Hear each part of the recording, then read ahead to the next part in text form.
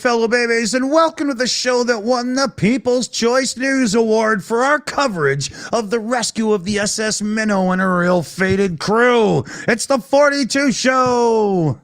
Woo, woo, woo, woo. Hello, everybody. And don't forget, today is a very, very special day for one of our team. Everybody in the chat, say happy birthday to CF Beauty and the Shills account. So say happy birthday. But anyway, moving on, in tonight on our smorgasbord of extremely spicy news tonight, we've got all kinds of crap coming on. We got Trump dates, yes, because that man just cannot keep his face out of the news.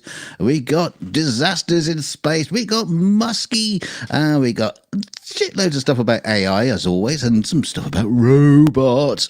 And but first of all, Dick's going to take us into some interesting details that's coming out pertaining to Ukraine. Yeah, the G7 have all gotten together. I'm sure some of you already know by now.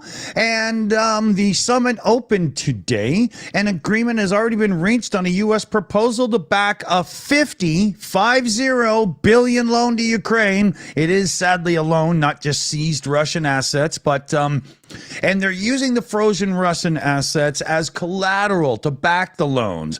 So Canada, Prime Minister Trudeau there, Justin Trudeau, has already piped up and said that Canada's chucking in $5 billion towards this loan. So, you know, good on you, dude. And there's Italian Premier Giorgia Meloni welcomed the G7 heads of state to the summit at a luxury resort in southern Italy. Where else would it be, right? Saying she wanted the message of this meeting to be one of dialogue with the global south and unity. It's Canada, France, Germany, Italy, Japan, the United Kingdom, and the United States. Italy was hosting it, of course, as it's in southern France there. African leaders, Algerian president, Kenyan president, and Tunisian president as well were guests, as well as Zelensky himself was there. Indian prime minister and the Turkish president as well. Now with Biden and UK Prime Minister and now the French president after an elections call, all facing an elections in the coming months, pressure was really on to get the G7, to get it done what it can while this status quo is the norm right now, because who knows what could happen, right? So they're engineering a $50 billion loan to help Ukraine in its fight for survival, good words, that would use interest earned on profits from Russia's frozen central bank assets as collateral. So they're not even using the $300 billion as collateral itself, just the interest that's been accumulated. Everybody's still hedging on trying to do anything more than that and, saying, well, just keep the damn the profits off of it and whatnot. They won't bite. And everybody's still very, very concerned because in the end, if the war is settled in a way that, makes the world monetary machine not hate Russia anymore, which it will right away because money matters more than humanity at this point to these top elite fools, they're going to want to be able to give it back. It's really bad. So Biden gave a little talk. He said democracies can deliver as he announced the leaders had finally reached this agreement. We're putting our money. No, it's not. You're lending it based on the guarantee of money that you've seized and isn't really yours. I don't really agree with that wording to work for Ukraine. And giving another reminder to Putin that we are not backing down. Well, this is pissing him off for sure. Biden said arrangements were being made to provide Ukraine with 5 Patriot missile defense systems as well, saying everything we have is going to Ukraine until its needs are met. Zelensky says this deal is the strongest agreement struck since his country's independence in 91. Today is a truly historic day, he went on to say. He described the security guarantee as very detailed, legally binding agreement that lasts not just for the duration of the war, but afterwards too. He said the deal covers intelligence cooperation and the strengthening of Ukrainian defense industries. So there's quite a bit of good in there. Yeah, but I hope when Zelensky is signing that loan agreement, he checks the interest rates. Well, he probably signed somebody else's name with his left hand, just so, that's not my signature, right? Mickey Mouse. Yeah. But in all honesty, since the funds are seized, the fact that Russia has any claim to interest in stuff that's been building on the seized money, to me is a farce in the first place. Hand that money over right away, you jerk offs. Yeah, give it. Yeah, Okay. Yeah, because maybe it might even do more. Come on, who agrees, right? Come on, hand it over. Yeah, so in a slight shift of a segue of a story, we go to some other spicy news where Denmark has had an epileptic fit because they have recalled several spicy ramen noodle products from the South Korean company Samyang due to concerns that the capsicum levels could be harmful. No, could be harmful to consumers.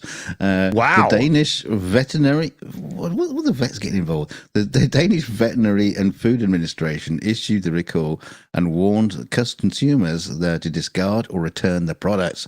They assessed that the am I saying that right? The capsicum, I can't even say it now. The capsicum. See, this is the problem with the word. If you start thinking about it, you can't say it. The capsicum levels in a single packet were high enough to pose a risk of acute poisoning. Wow. The warning specifically highlighted the risk to children. Samyang, however, disputed the recall, saying that there was no problem with the quality of the noodles, but acknowledged that the products might be considered too spicy in Denmark. This recall marks the first time these products have been withdrawn for this reason. There have been no reported incidents in Denmark prompting the recall. The products continue to be sold globally without issues. Online reactions to the recall. I was going to ask, is this an issue of the local market not liking spicy food, or is this shit just off the scale? Right? Yeah, I'll come to that in a sec. Because online reactions to the recall have been mixed, with some people amused and others critical of Denmark's perceived low tolerance for spicy foods. I was wondering. Yeah, because somebody says, well, I had a friend from Denmark who thought tasteless breaded shrimp with a little bit of ground pepper on it was too spicy. Not surprised they think this ramen is poison. The noodles don't appear to have been recalled before in any other country, nor have any other safety issues been warned. Samyang said it planned to closely look at the local regulations in Denmark and respond after that. You bunch of wusses in Denmark. If you're getting a recall of that ramen, just send it to me. You big bunch of pansies. Yeah, I like me some spicy, so I'd be all in for sure. Oh yeah. We should take, that YouTube channel that does the hot wings thing. Oh yeah. We should send Denmark on that show. Yeah. Oh yeah. Just all of them. Just line up. All of take them. Your turn. Yeah. But you do have to like if you're raised in a family that doesn't eat spicy food, the odds of you liking spicy food are slim to none. You've got to grow yourself into it, I think, right? I've been around spicy food since I was young, so I'm used to it. My father loved all the foods from the Orient and whatnot. We had a donation come in just as the show was going live. It's one of those, I can tell it's from one of the services, like a donation from like Streamlabs or StreamYards, but YouTube isn't, or PayPal isn't giving me the information. It was a $10 US donation. Take credit for it if it was you. I'm sorry, I'm not getting it, and I don't want to dox anybody because I know this name has a different username. I know this, right? Yeah, and then there was a second one in as well. So here, let me hit the old button there. And then Demetrius Ziganovas sent in a $10 donation in as well. He says, Lithuanian flag was finally in the intro. Thank you. I've been keeping an eye out for a while. That intro doesn't change, though, dude. I mean, no, blink and you'll miss it. Yeah. It just depends on how many you've had, I think, brother. But thank you so much. I'm sure, like, I use the same video file. It really is. Yeah. It really is. Yeah, and I'm the one that renders it, and I know I haven't done a new render. Yeah. Trust me, I have to hear about it every time I ask. So everybody knows what this is, right? Oh, wait a minute. Why is that the picture up? Sorry. No, there we go. Everybody knows who this is, right? So he just gave, let's say, I should have done Trump Watch. He gave a wide-ranging speech to House Republicans today, lashing out at his political enemies and praising his allies. Trump in particular criticized the prosecutions against him, calling the Department of Justice not some jerk-off reporter, but the entire Department of Justice, dirty, no-good bastards. According to two sources in the room. How can this guy even be on the ballot? One GOP lawmaker told Faux News, of all people, reporting this. When Fox News is reporting on Trump being a moron, he was a moron because they had no choice but to print it because everybody else is gonna, right? Trump touted the fundraising and popularity boost he got from his various state and federal criminal charges. The one GOP lawmaker during the night said they had a saying that we're going to indict this guy into the White House. This is how they're talking in the far-right community with this guy, man. This is insane. Yeah. Trump called President Biden the worst president in the history of the United States. Have you ever heard of Nixon? Sources also told Faux News that Trump referred to Biden as a dope a few times. Yeah. One Republican son of a beachy, I don't know what his title is, Eric Burleson, told Faux News that Trump blames Biden for the president or for the presence of warships, the Russian warships in Cuba. It's Biden's fault. Of course it's Biden's fault. So of course it is. Yeah. And then in a little twist, I think that's kind of interesting news about Trump and his supporters of late. There's a huge heat dome boiling the atmospheric heat, boiling up.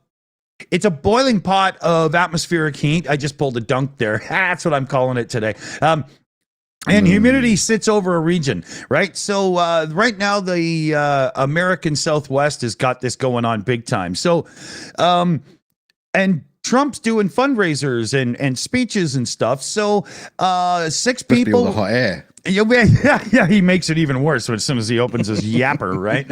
But 6 people were sent to hospital and 24 were treated on site over the weekend in Vegas, where temperatures hovered around 105 degrees. And that's Freedom units. It's probably 43 or something Celsius, 44, I'm not sure. And it happened again in Phoenix a week prior, where 11 people had to be treated. And the reason I bring this up is ask a die-hard Trump supporter if climate change is real, and then think of what I just told you and have a giggle in your own head. Anything that's real is a problem with them. It seems at the minute. I'm not being cruel to people, but these MAGA people are just like nuts. Oh, it's crazy. Sorry. Yeah, they're worse than what are those religious idiots? You read it out of the gold plates out of a hat. Who are they again? Anyway, doesn't matter. Just more morons. Joseph Smith, he read the plates out of the hat. The hell are those idiots called? Anyway, somebody in the chat will say it. The Mormons. Yeah. Right. Okay. So I don't know. I think I'd stick with the Mormons. I think I'd have them over the MAGA. Bring me a lizard king any day, Oh dear. Okay, so moving on, Sutter County second grade teacher who was arrested for a DUI and child endangerment will not face any charges. Wendy Munson was arrested. Wendy's got a lovely beard there. I noticed that in that picture. But Wendy Munson was arrested. I didn't look for the name. Wendy Munson was arrested in October 2023 after a staff member at New Westro Elementary in Live Oak reported that they believe Munson was teaching the class drunk. The class was drunk or the teacher was drunk? Hang on. Investigators said Munson's blood alcohol content was 2 times the legal limit. It's not illegal to teach drunk, said Sutter County District Attorney Jennifer Dupre. Dupre said they spent months investigating this case, but you could not file any any criminal charges. There was a possibility that she drank after she arrived at the school, said Dupre. At the start of the investigation, it was believed the second-grade teacher drove to school drunk, but Dupre's office was unable to prove this. I certainly don't support anyone teaching drunk, but I can't charge anyone criminally, she said. She was at an all-night rave, touched up her makeup, and drove to work smelling like a distillery, right? Come on, like most teachers do. I mean, parents are concerned about what type of precedent this sets, that teachers can be intoxicated while in the classroom. No, it doesn't set a precedent, you morons. If you show up at any job intoxicated, that's a fireable offence, said Matthew Cuddy. You should try being on this show. Consistent with most schools. She must have been the teacher in the Van Halen Hot for Teacher video. Consistent with most schools, and Westover Elementary in Live Oak is a drug and alcohol-free zone, and that includes the teachers, not just the children. The district staff's handbook states that for violators of this, the board shall require termination. Dupre said there was also an inconsistency in the law for child endangerment. She explained that it was a matter of proving the teacher would endanger versus may endanger the children. We want very specific on the wording. Termination. Termination. Put her in the termination booth. But we couldn't prove that her intoxication would endanger the children. It depends. If you're hammered out of your mind and you're teaching geography, they just think that Australia is Austria. No harm done, really. They'll figure it out the next grade. But if it's science class, you could blow them all up. Teach them how to use a javelin. But we'd have to prove that she was unable to care for herself and others, and the investigation didn't show that. Parents think teachers should be held to a higher standard. Than who? I mean, I used to work at a college, and all the teachers used to go down the pub at lunchtime. I think half of my teachers in high school had Mickeys in their drawers. I mean, just to have a snip in between classes. I would have. We were all little pricks. Look, Yeah, it's a strange story, very, very strange. But yeah. I think it's very silly. Yeah, interesting. Drinking good, drinking bad. Well, maybe just don't do it while you're teaching. So the Boeing Starliner. After years of delays and technical problems, there's been many of note. Just go to the Everyday Astronauts YouTube channel and you'll see a list of them. The Boeing Starliner finally made it to the International Space Station with NASA astronauts Butch Wilmore and Sonny Williams. Those are like properly cool astronaut names, though, right? You gotta love it. But when exactly it'll be able to undock and deliver its crew of two back to the surface of the Earth remains to be seen, because teams have discovered an astonishing 5 new different helium leaks so far, each representing yet another thorn in the spacecraft's already cursed development. Now, you might be thinking helium, they're for the thrusters. So if you've got helium leaks and you're trying to get your pitch for re-entry right so you don't burn up and become an asteroid that's about that big of a rock that lands, you need thrusters to do yaw, pitch, and roll. That's the flight words, right? So NASA's giving Boeing an extra 4 days, extending their stay. But Boeing is still assessing what impacts, if any, 5 small leaks in the service module helium manifolds would have on the remainder of the mission. And so, I mean, they've been held to hell and back with this thing, right? And where would this leave Starliner and Boeing now? Like, Boeing, with all their troubles, now have this on their heads as well. Imagine being a NASA official right now. Oh, no, it's fine. Boeing are totally the company to partner up with. How could you say that at a board meeting with a straight face, right? So, Boeing has stated that the thing is way overfueled with helium, and to me, that says that they knew there wasn't exactly a 100% reliable system for helium on it. And if I was Butch or Sonny, I'd be right pissed they even put me in that death trap. Yeah. I mean, it might be tiny little leaks, but might be insignificant, but it's still significant that there are some. Yeah, man. But put that picture back up, because you can tell it's a Boeing. Look, the door's flung open. Yeah, the door popped open mid-flight. Oh dear. Yeah. Well, Boeing. from one Here, flying. I've got a new commercial. Boeing, we blow the doors off innovation. You're only supposed to blow the bloody doors off. So from one flying disasters to multiple flying little bastards. Yeah. So Limburg and Lahn in Western Germany, state of Hesse, has voted to exterminate 700 strong pigeon population. What? We will exterminate them. Exterminate. You got a little button for this, for the little meeting there. There was a referendum. You know that there's a button. There's a special button for this, Dick. If you can think, I'm not going to say which one, but in a referendum. No, not that one. Not that one. No one. The South Park one. And a referendum was held on 9th of June. They were heard to say this. Press the button, Dick. Press the button. Yeah, hold on. I'm on the wrong screen now.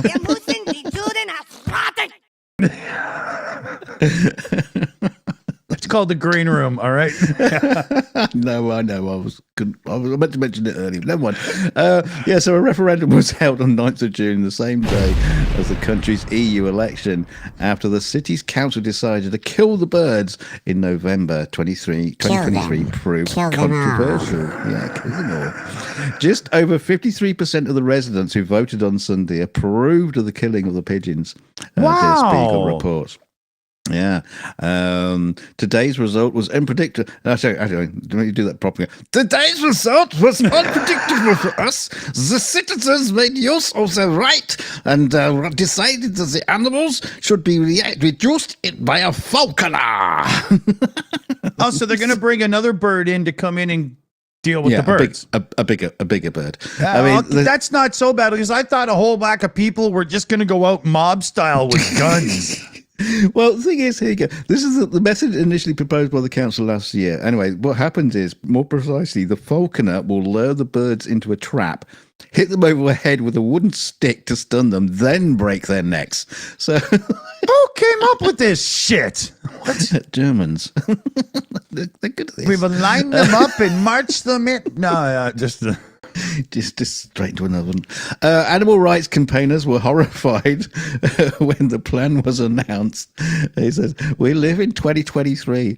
It can't be that we kill animals just because they annoy us or they're a nuisance. That's just not acceptable." I don't disagree. Not in modern Germany. Why don't you just put some cool spots on buildings where birds like falcons could nest and actually prey on them? Create an ecosystem that controls it. Isn't that?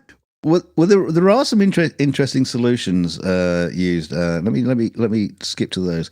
This is a strange report that in Basel, Switzerland, which had a pigeon population of around 20,000. From 1961 to 1985, the city killed around 100,000 pigeons each year. So that's 80,000 more than there were. I don't know how those numbers work out. they just shot any pigeon, not even the ones in the city. I'll kill you so hard, I'll kill your children that are unborn. but these in Basel, what they did was against they warned against feeding the pigeons, and then they fitted pigeon lofts were also in stores where the eggs could be removed, so the population wouldn't grow. As a result, the pigeon population plummeted by 50% within 4 years. And other cities have been doing similar sort of things. They have the pigeon lofts, and then take the eggs out and give them false ones. So they're fine. But Liz Mailer in the chat, anyone heard of cats before? We'll put some wings on them. Put cats on drones. Yeah, because all you need to do is release some feral cats in the area, and once they've done their job, just have a pork chop and chicken ball stand for a little while. We had that story where we are going to parachute cats in, wasn't we? Anyway, so Captain America's training them right now. Another thing they talked about was the Osborg model, where pigeon towers are put up, so with like lofts and things for them to go into, and then they're relocated. So where are they relocating them to? The Sahara. The city. They're taking them to the city. They're taking them to Limburg. Oh dear God. But yeah, no, they're talking about starvation and stuff like that. To try to kill them. But oh no, that's not good. You can't really starve them to death. But no, that's horrible. All solutions are pretty horrible. But yeah. Just let nature do it. Let things that naturally want to go at pigeons come in and go at pigeons, and then it's nature. It's fine. You don't have to worry about it, right? Yeah. Ever heard of pigeon pie? Yeah, I mean, if a leopard or somebody gets a zebra or whatever, I mean, I watch it on TV. I'm not revolted. It's fine, right? Pterodactyl. There you go. Right? Where's what's his name there? Come on, let's get on with it. We got loads to cover yet. Yeah, spared no expense. Here you go. So the U.S. has deployed warships now as the Russian fleet is doing its little war games thing around Cuba. The Russian naval flotilla got less than 30 miles off the south of Florida's coast on Tuesday. And so the Americans have let some, ships off the chain to go in and do their thing as well. 30 miles. I mean, I know that Cuba and the Americans are close together, but is there some kind of thing where international waters has to be a certain width minimum so somebody can get less than 30 miles off America's shores? Is that really how it works? Somebody let me know. You know what? Somebody remind me to ask Commander McMillan, because then I'll get the answer for sure. So the drills began on Tuesday in the Atlantic, the Russian Defense Ministry said in a statement, with its hypersonic-capable frigate and nuclear-capable submarine simulating a strike on a group of enemy ships. It's unclear whether the frigate is armed with hypersonic missiles, but the U.S. intelligence community has assessed that none of the vessels are carrying nukes, right? So the Biden administration says it's not concerned, and nevertheless authorized the deployment of 3 powerful destroyers and a submarine reconnaissance aircraft into the region. So that doesn't look like concern at all. No, we're not concerned at all. We're just playing chess now, right? So let's see here. Air and maritime assets under the U.S. North Command have conducted operations to ensure the defense of the United States and Canada, it says in the statement. So thanks for that, my American cousins, I guess. Is that what we usually say these days? Russia's deployments are part of a routine naval activity and pose no direct threat. So there's 3 destroyers, the USS Truxtun, USS Donald Cook, and the USS Delbert D. Black, as well as a Coast Guard cutter, the Stone, and a Boeing, oh God, it's probably already in the water, P-8 maritime patrol aircraft. Or actually, no, it's probably built like 20 years ago or something, so I bet it's actually good. Yeah. But, so, I mean, it's just another one of those things where Russia's provocation is starting to be matched by NATO-ish types and whatnot. This is this is a year ago it would have been perceived that nobody would do anything, but America has sent the boys and girls, out right away to take care of things. And I hope this continues more as it pertains to there'll be serious threats every time Putler speaks. Just stuff it up your butt. If NATO got together as a whole, your borders would just be where they're supposed to be, and that would be that. You would have no chance.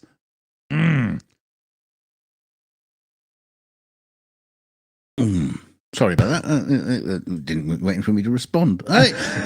So are we going to move on? So we've got an AI woman because a photographer has been disqualified from. It looks like a peach pit with bird legs. It's a what do you call it? Flamingo cleaning its bum. But a photographer has been disqualified They're from a like picture dogs, are competition. they? Would you let me read this fucking story or not? A photographer has been disqualified from a picture competition after his real photograph won the AI Image Award. Miles Astray entered a real, albeit surreal, photo of a flamingo into the AI category of the 1839 Color Photography Awards, which judges not only placed third, but it also won the People's Vote Award. He wanted to show that nature can still beat the machine and that there's still merit in real work from real creatives, as Ray tells them. I'm not going to get it. It's a funny story. I mean, it does remind me of a time when in Cinema 4D, when you're using Cinema 4D and you're using like fur and feather textures, what it would do is it would have like an oval shape like that to show the texture of the feather or the the material. And I posted on a forum a picture of a penguin, which was it was like this. It was like leaning over and cleaning itself. So it's just like this oval shape. And I put in the forum. So look, first image of similar 4D material caught in the wild. And the people, what happened in the forum is going, oh no, that's a really bad render. You can see the artifacts in the render. And I said, no, it's a real photograph. It's a joke. It's a joke. It's a real photograph. They go, no, it's not. It's fake. It's fake. You faked it. Fucking idiots everywhere. That's so funny. It just goes to show you, and AI in general, just people are just fucking idiots. Right, well, move on. Yeah, but that's everywhere in life, because there was apologists who argued that BMW charging you $24 a month to access the heated seats in your car was good. There really was. Brilliant. Oh yeah. That's exactly what I need, is people making my life even more difficult. What I don't understand is, never mind, carry on. Okay. So Elon's Musk is in the news again. What a smell. Yeah, so Tuesday, his lawyers moved to dismiss the lawsuit against OpenAI and the CEO, Sam Altman, ending a months-long legal battle. So Musk, if you don't know, co-founded OpenAI back in 2015. And he sued the company in February, accusing the ChatGPT maker of abandoning its original nonprofit mission by reserving some of its most advanced AI technology for private consumers. There could be an argument there, but the lawsuit had sought a jury trial and for the company, Altman and co-founder President Greg to pay back any profit they got on this, right? Now, OpenAI quickly pushed back against this, calling his claims incoherent and frivolous, and they went all out against it. So the move to drop the lawsuit came one day after Musk fired off a string of posts on his social media criticizing OpenAI and its handling of their user data, after Apple announced a partnership that integrates ChatGPT in a somewhat limited way, with the digital personal assistant Siri for users on an opt-in basis, right? Now, the funny thing here is Musk's emails were then leaked out to the public just after his rant on Apple. And like he said, he was going to ban all Apple devices from his company stuff and everything, right? And then a bunch of his emails came out. And it turns out that he was talking about how they're going to have high-priced, big cash clients to help pay for all the development of this AI and whatnot, all the way back in 2015 when they first started. That was his plan all along. And so they instantly pulled it out, and we were just, whoa, we're out of this one. So caught red-handed in the cookie jar again. Silly boy. Totally, man. He's just incapable of honesty right now. But so are some people who try to get into big schools. Yeah, well, I was just going to jump to the last story, but no, we'll do this one. The Turkish student who used AI software, a camera disguised as a button, and a hidden router to cheat on a university exam has been detained. The student was spotted behaving in a suspicious way during the TYT exam. That's the Temel Yeterlik testi. I think that's a category on Pornhub under the Latin section. But on June the 8th, he was detained by police before being formally arrested and sent to jail. Oh, dude. I didn't know you could do that for being cheating in an exam. But another person was also detained for helping the student through the university aptitude exam. A video released by the police in the southern western province of Sparta showed how the student used a camera disguised as a shirt button linked to artificial intelligence software via a router hidden in the sole of his shoe. The police officer, scans. He explains that the video scans a question to show how the system works, and the AI software generating the correct answer, which is recited through an earpiece. So it's bloody multiple choice questions anyway. Come on, yeah, you know. This is a university. What university doing multiple choice questions? Oh dear. When my dog poops on the floor, I get mad, clean it up, kick him, look for a new apartment. I mean, Yeah. So this story just keeps on repeating itself and going round and round in circles. But we got the gist. We got the gist. But he was arrested and charged. So don't cheat in exams. I did, but bollocks to that. Wow. I still didn't pass. Wow.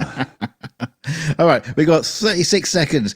Go on, Dick. Take us out. China is recreating Westworld, according to PJCnet there in the live chat. But check this out. China is gone like absolutely crazy for lifelike robots right now. Like, is that a hot butt? You tell me. That's not very lifelike. And they're talking about how it's all really real face expressions and whatnot. And basically the idea is to replace workers. And that's a great thing to do with a country that has seriously huge high population, is get rid of jobs. Well done, you morons. Yeah, that's what all the people do in China is work. Yeah, what are they going to do? Yeah, exactly. We'll just collapse another dam and get rid of a few. So we've got thanks a falconer after them. Yeah, so he can smack him in the head with a stick.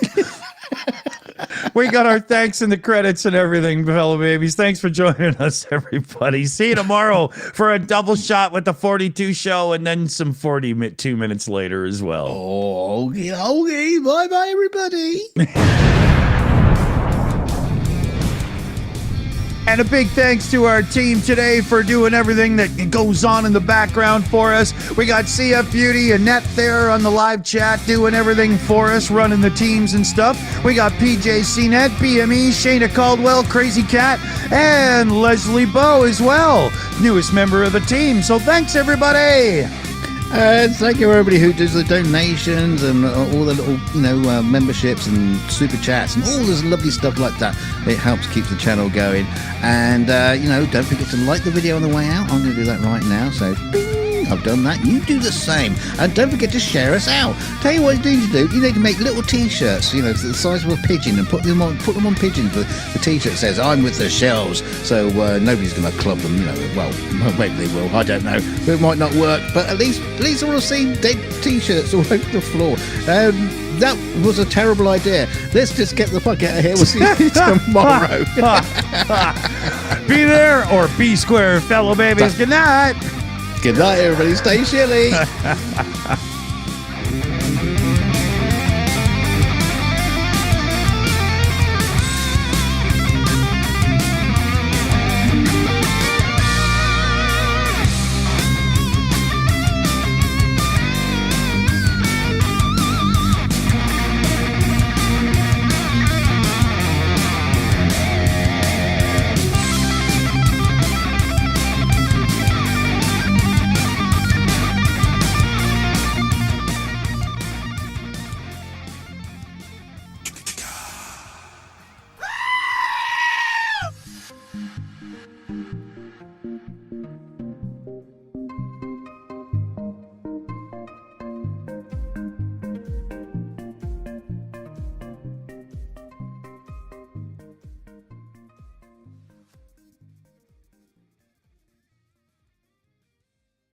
I still say it was the skipper's fault, dude. The man just couldn't pilot a boat.